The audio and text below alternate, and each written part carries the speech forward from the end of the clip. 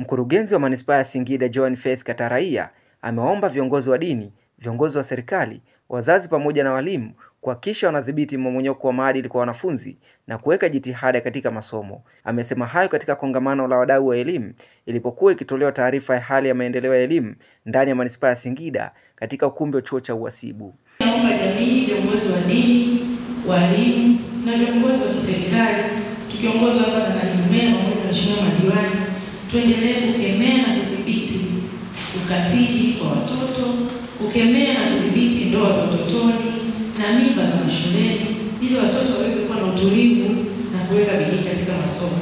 Kwa naomba viongozi wa dini tunapokuwa kwenye nyumba zetu za ibada, naomba wakumbushe wazazi wawe karibu na watoto wao, sababu kuna watoto wanakutana na mambo makubwa, magumu, mabaya, lakini anaogopa hata kumwambia mzazi. Tunajiwekeza sana katika kutafuta mali. Tunajiwekeza sana katika kuwatengenezea watoto kesho yao. Lakini kama usipompa mtoto urithi wa elimu, unakuwa kama unafanya kazi bure. Msingi mzuri wa maisha ya mtoto unaanzia nyumbani. Malezi. Unamwona mtoto wako kuwa nani? Unamfundisha nini? Unamwelekeza nini?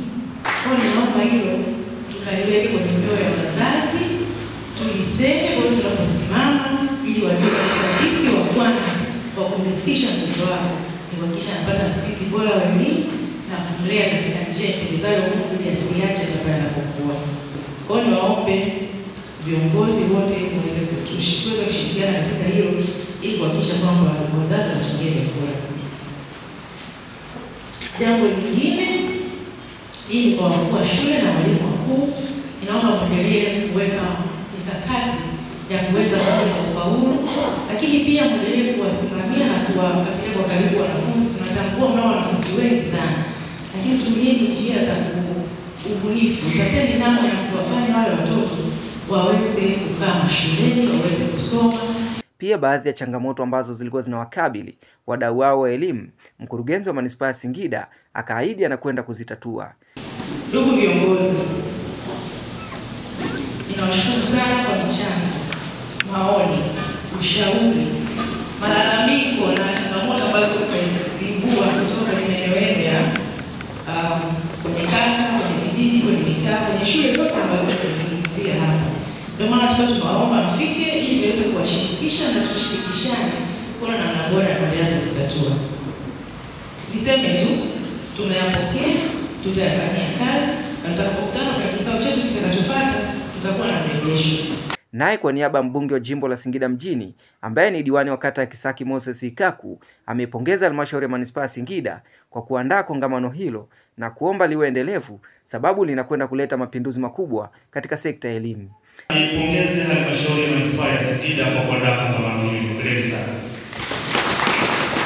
Ni jambo kubwa, ni jambo zuri na kupindukia.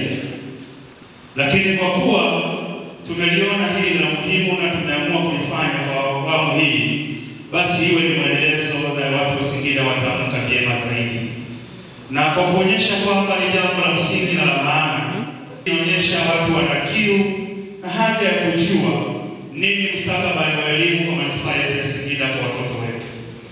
Mheshimiwa mbunge wa jimbo la Singida na yeye pia mwenyekiti wa kamati ya huduma za jamii, na hii ni moja ya sehemu yake katika uwakilishi wake kwenye bunge la Jamhuri ya Muungano wa Tanzania. Tofauti na pale, na yeye ni mwalimu pia, mbobezi ambaye amepita kwenye madaraja mbalimbali, anafahamu vizuri umuhimu wa elimu. Naomba niseme ya kwamba yaliyoelezwa na afisa elimu ni mapinduzi makubwa sana ya serikali ya awamu ya 6 ambayo Daktari Samia Suluhu Hassan ameyafanya katika mji wetu wa Singida. Tumeona mapinduzi makubwa kwenye shule mpya zilizojengwa, lakini tumeona mapinduzi makubwa kwenye shule za sekondari zilizojengwa na hasa vidato vya 5 na 6. Hapo awali kulikuwa na sekondari moja ya Mwenge ambayo ni vidato vya 5 na 6, lakini kwa sasa tumeona mabadiliko ya shule kadhaa zilizoongezeka. Hii inaonyesha dhahiri, inaonyesha wigo mkubwa wa kuweza watoto wetu kusoma kwa mazingira yaliyoko karibu ama maeneo karibu. Hii itaondoa adha ya watoto ambao walikuwa ni matoro kwa sababu shule zinapatikana mbali kidato cha 5 na 6. Hii itasababisha watoto wetu basi wakue katika eneo zima la elimu. Nipongeze sana serikali ya awamu ya 6 kwa hatua hii kubwa. Lakini nini cha kufanya sasa baada ya mapinduzi makubwa ya kujenga hizi shule? Jambo la msingi la kufanya hapa, serikali yetu kwa sasa imejielekeza kwenye elimu ujuzi. Ni mwanzo wa serikali kuanza kuondosha vijana wetu katika kuzurura mtaani baada ya kumaliza kidato cha 4 ama kidato cha 6. Maana vijana wengi sana walikuwa wakimaliza kidato cha 4, wamaliza kidato cha 5, 6, wanarudi mtaani hawana cha kufanya.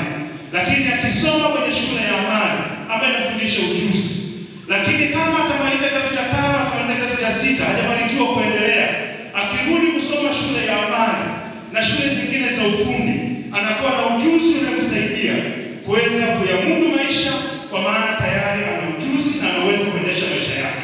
Aidha, pia kwa uwakilishi wa mstahiki meya wa manispaa ya Singida Yagi Kiaratu, ambaye ni diwani wa kata ya Mtamaa, pia ni naibu meya Gwaye Mbua, ameomba walimu kuendelea kufanya kazi kwa bidii. Lakini tunashukuru sana serikali ya Mheshimiwa Dr. Samia Suluhu Hassan kwa kazi ambazo anafanya. Sasa hivi shule zinaongezwa nyingi sana, lazima tuwepo na upungufu wa walimu. Lakini serikali kwa kweli inajitahidi sana kuajiri. Tunabidi sasa serikali inaendelea kuajiri, lakini na sisi pia tuendelee kufanya kazi. Pale ambapo kuna upungufu lazima tubuni mbinu zingine kwa ajili ya kuhakikisha kwamba basi haionekani kama kuwa ni tatizo, ili iweze kuwa ni ufumbuzi. Mbinu mbadala zifanyike kwa ajili ya kuhakikisha kwamba watoto hao hawawezi kukosa hiyo dozi inayotakiwa.